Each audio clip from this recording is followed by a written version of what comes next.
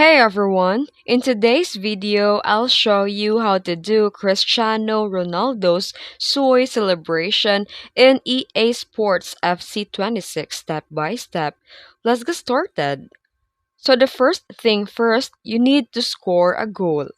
This celebration only works right after you score, before the player starts. For the Xbox, just hold the RB or the right bumper and hold B. While for the PlayStation players, you can hold R1 and hold circle.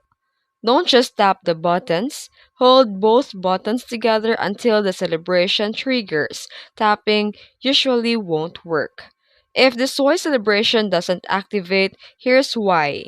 Maybe you release the buttons too early, or you press them too late, or tap instead of holding.